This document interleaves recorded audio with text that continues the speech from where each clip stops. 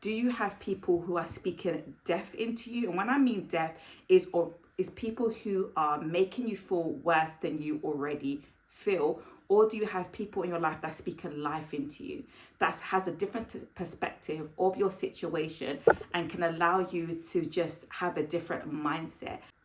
Hi everybody, welcome to my little corner of the internet where I talk about everything from personal development, mindset, growth, faith, and literally everything in between. So in today's video, I really wanted to bring up the topic of how to deal with times of uncertainty. And the reason why this is so important is because we are literally living in the most uncertain times.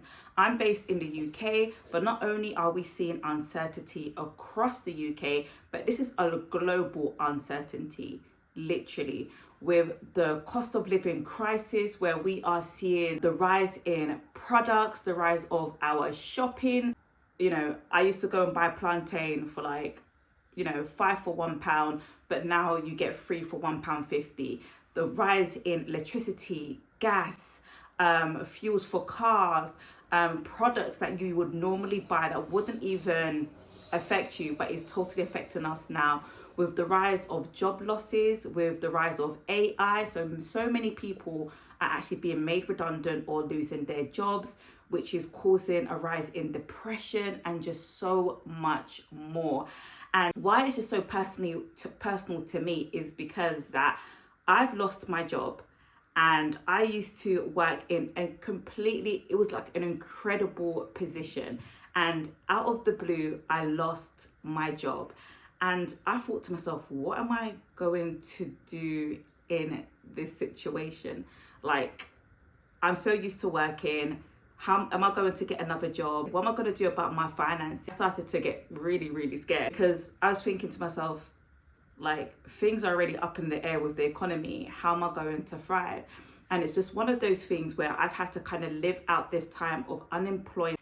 And I found tricks and I have found a routine that has really allowed me to thrive in this time of uncertainty. And I believe that it would help somebody out there. And so for number one, that you need to be careful of who you surround yourself in times of uncertainty. If you've lost your job, or if you're going through financial difficulties, if you've gone through a breakup, and there's just basically anything that is just out of the blue and causing you distress, you're so susceptible to or vulnerable to people's words and what actually fuels you. I've always been a big believer in that you are what you take in, you are what you hear in the news, television, music, but also you are what you surround yourself with, and that is e.g. family and friends. And in this time, I've realized that I already feel bad. Like, I already feel bad about losing my job, and you probably already feel bad about whatever situation that you are in, whether that be a job loss, going through a breakup, going through a divorce, going through financial difficulty. You already feel bad because this situation is beyond what you thought that would happen to you. And so you need to be mindful of what people are saying to you. Do you have people in your life that's just going to reperpetuate, are going to reconfirm how you feel? Are they going to tell you all of the reasons of why you're in this situation? Because we are human beings, we're always looking for an answer. We're always looking for a reason as to explain the situation in which you're in. You're probably self-criticizing yourself. You have negative self-talk. You're probably blaming yourself, trying to figure out, what happened in the steps before that actually got me to this particular result. What are the ways in which you could have prevented it, and all of that jazz. And so you are already in a state in which you're beating yourself up. You're already in a state in which you really feel low about yourself. So it's really mindful of, like, do you have people that are only going to tell you that, oh yeah, like, you didn't, you've lost your job because you wasn't a good employee. You lost your job because you're underqualified. Or you're getting a divorce because you were a bad wife, or you were, you wasn't a traditional wife. You didn't cook, you didn't clean all the time. Maybe you wasn't feminine.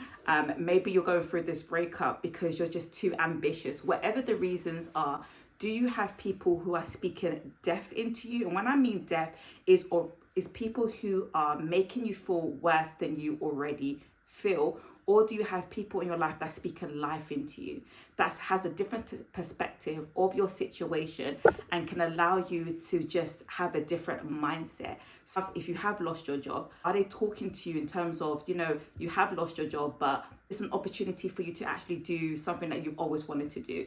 Is this an opportunity for you to actually find your identity outside of a role, a career, a company? Are you going through this divorce because actually you stood up for yourself, and this is a time in which you should really learn to love yourself for who you are, so that when the next person comes, you're actually attracting, or you are actually picking the right people for you? Have you lost a big bunch of friends? Could it be because you didn't actually have the right sort of friends in the first place, and now that you've let go of all of these people from your life, now you have room to actually invite more people in? Because one thing that I've realized during this time is that it doesn't really matter what happens to you, is what you say to yourself that actually makes it worse. If you're forming meanings as to why you're going through a certain situation, and those meanings are negative, not only are you going to feel bad about the situation that you're in, you're going to feel bad about yourself as a whole. And that's when shame creeps in and forms your identity. So not only are you feeling bad about your situation, you're feeling bad about being you. And then that's where you start to have a downward spiral of questioning your self-worth, your ability, your capability, and what you actually deserve going forward. And it's one of those things where I had to be really mindful, especially in this season, because I had a family member who, during this time of unemployment, I've been going through so many interviews. Like I have interviews like every single week, and yet I get rejected in terms of going to the last stage, but not actually getting the job. So I feel as if I'm close, but not close enough. I'm good, but not good enough. And when I was having this conversation with this family member, I just said, you know what, I really don't know what this season is about. I really don't know what this season is about, and I really want to know, I'm really trying to understand what I'm supposed to learn in this season. And they said to me, maybe God is just trying to humble you, and maybe God is trying to teach you a lesson. And I found that so interesting. And I thought, okay, what do you mean by that?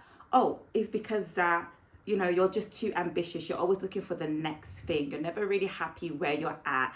And you're always looking at ways you can kind of, get better or move on to your next position. And that's so interesting, because in that moment, it made me feel bad about being an ambitious person. It made me feel bad about being somebody who took risks, who really valued personal development, who valued chasing after my dreams.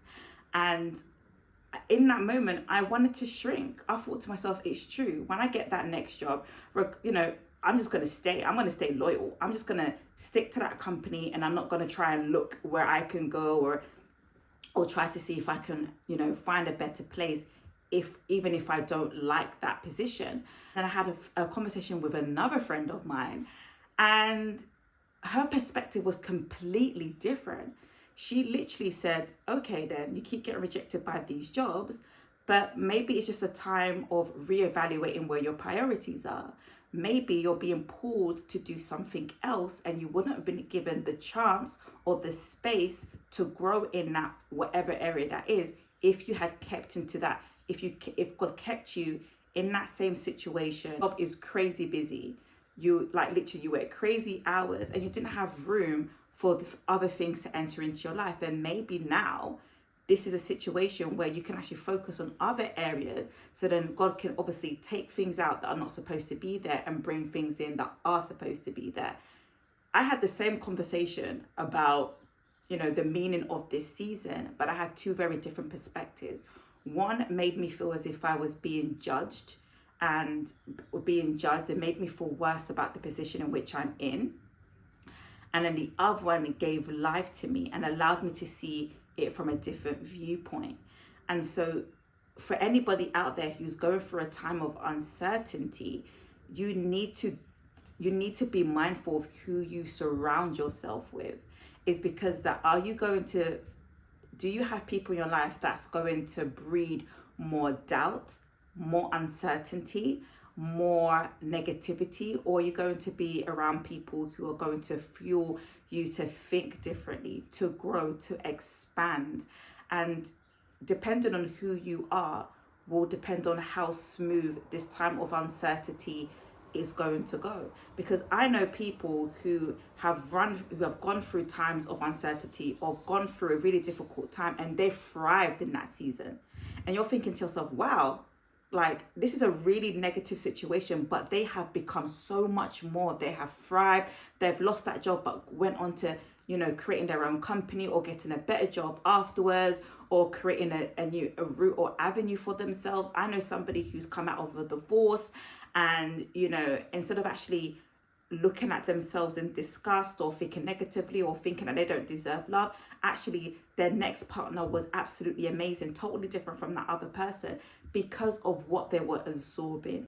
So this is just a reminder that you really have to be mindful about the company that you keep in times of uncertainty, because you are vulnerable and your mind just wants to find solutions, but not all solutions are coming from the right place. Not all advice, perspective, or opinions are actually rooted in truth or was going to help you grow.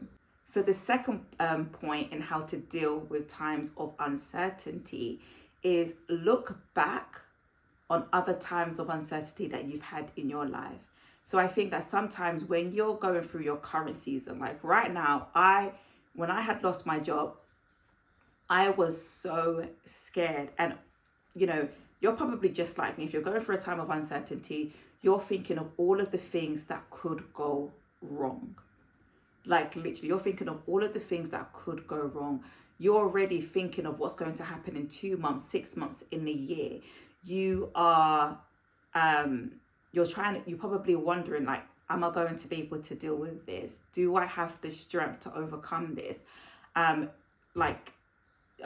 probably thinking to yourself that you don't have the tools, you don't have the solutions, you don't have the answers to this particular problem. You become so fixated in the current problems that you don't actually see a solution or a way out. But we actually felt that this is probably not the only time that you've gone through a difficult season or a time of uncertainty or a time which wasn't favorable to you. You probably have gone through other seasons that you believe that will break you, that you would not be able to overcome, that you were not able to make it to the other side, but you are here today. And actually, you should really sink that in, that actually maybe something negative happened to you in the past, but you overcame it. It was really hard in that moment. It did not feel good. It required you to change your life in some particular area, change your lifestyle, change, your circumstances, change your situation in a particular way, but you overcame. Even though it was difficult, even though it was tough, even though you did not like it, you were able to bounce back and actually make something out of that situation, whether it be by yourself or help from other people, but you overcame. And sometimes when we are in a state where things are going wrong right now, we forget that, you've got a whole bank of receipts, a whole bank of situations that you have overcome and thrived.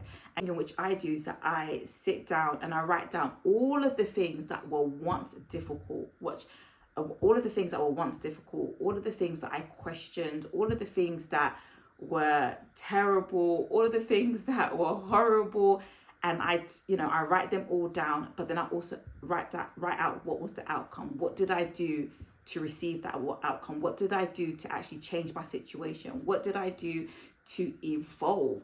And I realized that, even though, I started at this level, actually, after 6 months, after a couple of weeks, after a year or a couple of years, I've seen the progression. I see how I evolved. I see how I transformed.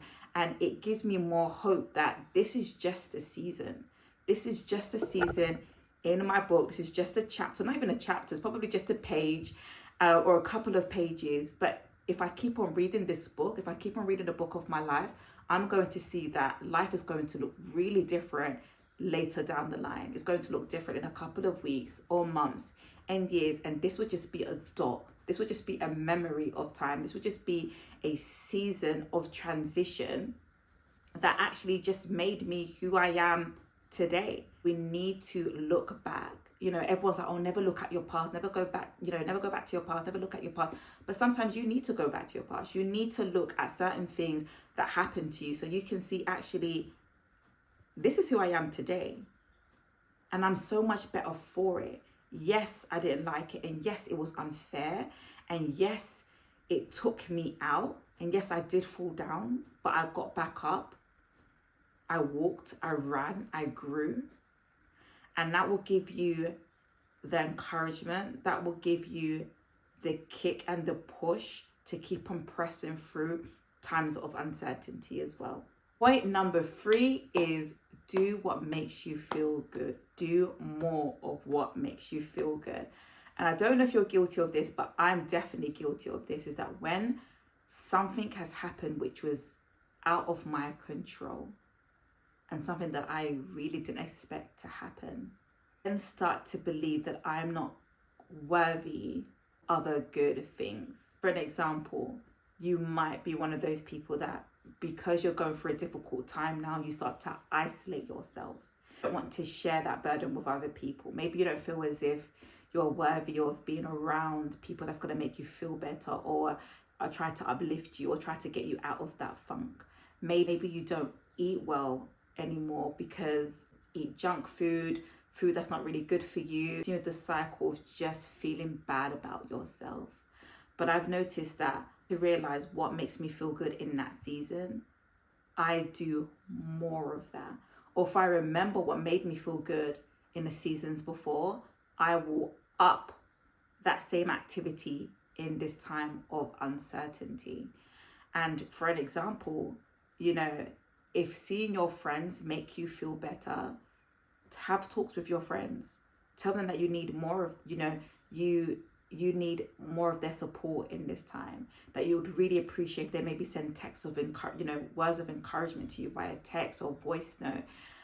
If you are a woman of faith, like during this time, I've upped my worship, because when I worship, I just feel as if I get to focus on something else other than myself.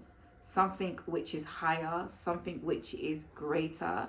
I suddenly feel as if I'm no longer small, and I'm now connecting to something that's so much bigger than me, that's so much powerful than me. And so instead of worrying, whenever I start to worry, I just start to worship, because I was like, you know what, worrying doesn't make me feel bad. And you're trying to up what makes you feel better. You're not trying to deny what's going on. You're not trying to deny that you're in a really bad season. What you're trying to do is make you realize that sitting in those negative feelings is not going to change anything. You're not going to encourage yourself to make changes by feeling worse about yourself. You're not going to shame yourself into bettering yourself. The only way that you're going to be better is by feeling good about yourself, being compassionate about yourself, being positive about yourself. And that's the only way that you're going to make changes. When you realize, when you believe that you are deserving of change, that you're deserving of good things, when you feel good about yourself, you are more you're more able to try new things, or change your journey, or change or navigate to something new. Maybe try a new career, or go dating, or create a plan, or start off a business. You feel as if you're deserving, you're not going to make the steps to change. And so up the things that make you feel good. So if that's eating really well and eating more fruits, more veg, drink more water, then do that if that's going to make you feel good. If you want to worship more. If you want to be out with your friends more, even though, you know, everything else in your life is a mess, see your friends more, get out there, socialize, because that's the only way that you're going to make positive change. You're not going to guilt trip yourself into positive change. You're not going to beat yourself into submission. Do you get what I mean? You're not going to be able to do that. And if you do change, it's not going to be long lasting. Those changes are going to be those change were done because you shamed yourself, and shame will always remain there. Because when you get to the next step, shame is gonna remind you that you're not good enough and you need to do more. You need to do more. So, if you're gonna make change, make yourself feel better during that time. And step number 4 and final step is create a plan. Like, yes, you're going through a really difficult time. And yes, right now, there's just so many moving factors. There's so many things that are misaligned. There's so many things that's not working for you. And, or maybe you had 10 options before, and now you've only got 2. But make a plan with those available 2 options, or whatever resources are out there for you. Make a plan for that. Make a plan of how your day is going to look. Make a plan of what new things you want to do. And if you're someone that doesn't know what the next step looks like or what you want in those next steps, write down what you do not want. Write down what you do not want to feel. Write down what you do not want to see. Because when you become certain about the things that you don't want, it makes you more certain about the things that you do want. And so then you'll be able to create a strategy to get the things that you do want to see, and start to move towards that. Because sometimes when you're going through a difficult time or a time of uncertainty, all you see is the things that are failing, and you might not see as if you have other options. But if you focus on that one thing and make a plan for it, or plan to come out of that, maybe it's how you go, your next steps on making a plan to find the job, making a plan to start to date again, or making a plan to fix your sort out your mental health, or make a plan of how you can actually start to move towards the things that you want to see. Because you only have control with the things that are in your hands. Everything out of your hands is out of your control. You can't be grabbing things out of people's hands because it's not in your hand. And so focus on what's in your hand, what's inside your house, what's inside your inside your box, and see what can I make with the things in which I have now, and create a plan out of that. Number 5, gratefulness.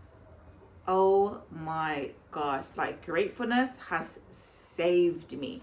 Have saved me, because in times of uncertainty, in times in which you don't know what's going to happen next, when you don't see the next steps, it can be really scary, and things can get really dark because you don't see where you're going. Like, you only see the step in which you are now, and that step could be where you are right now, could be really bad. It could be really messy. It could be really scary. And so the only thing that you see is how bad it is. But even in the bad seasons, there's always something to be grateful for. And if you focus on that one good thing in the midst of 30 other bad things, but just focused on that, your mind will start to shift and start to look at other good things. Because how you feel is how you're going to behave. Your feelings will fuel where your body goes, and your body will go. And where your body goes, only you know. That doesn't make any sense. But one thing that I do is that every single day, at the end of my day, I write down 3 things that I'm grateful for. And it has to make me think. Like, sometimes I have no idea what happened that day. Like, I have no idea what was so great about that day. I'm just like, really? Like, today was good, was it? But I have to think. And I'm just like, I'm not, I have to write something down. And it's not just like, oh, I'm alive. No, I have to really, really think, now, what happened today that I'm grateful for? And once I start, by the time I get to number 3, sometimes it's taking me half an hour to write, just read the things down. But when I get to number 3, I realize, oh my gosh, there's number 4. I start to realize, oh my gosh, now I've got I thought of the 4th thing, and I thought of the 5th thing, and I thought of the 6th thing, and I'm just like, wow, there were so many pockets of joy, or pockets of greatness that actually happened today, but I didn't realize it because my mind was so fixated on the negative. It was so fixated on the things that weren't working that I didn't notice the things that were working. And so when you cultivate a heart of gratitude, even in the midst of darkness, there will always be that light. And when you start to focus on more things that are actually working for you, that light becomes bigger. And that will help you to navigate this time of uncertainty, to have hope in what's coming next. Because sometimes we all have a plan of how we want to see things. And because certain things has happened in your life, you think to yourself, gosh, my plan hasn't unfolded. And you start to feel bad about yourself. But that was your plan. Maybe life is taking you down a different plan. But you won't be able to see it if you're constantly thinking of negative things. If you're constantly looking at the ground, you'll never see what's above you, what's ahead of you, what's coming towards you, because you're not even looking at that direction. You're constantly looking at what's not working, that you don't see the many things around you which are working and maybe a clue to your next step or your next adventure. So guys, that is my tips for how to thrive and deal with times of uncertainty. I really hope that helps you, because it's not fun. It's not fun being in a state where you have no idea what your next steps are going to look like. You have no idea how life is going to unfold after this season, and it's a really scary season when you're not in control. And I'm one of those people that I love control. I like to plan out my life, but one thing that life is teaching me is that I'm not really in control. And so why don't I just roll with the punches? What are the things that are in my camp for me to control, and leave the rest to unfold the way it naturally should be? So I really hope that this has helped you, and I will see you guys soon. Bye.